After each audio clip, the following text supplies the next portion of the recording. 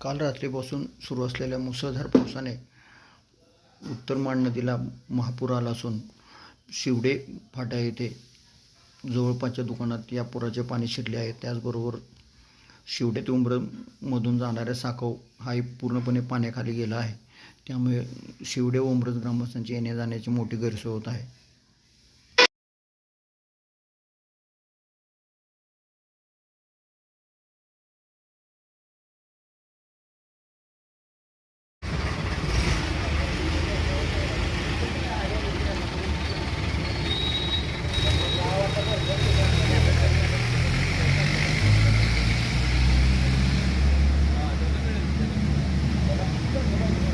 पुढे तर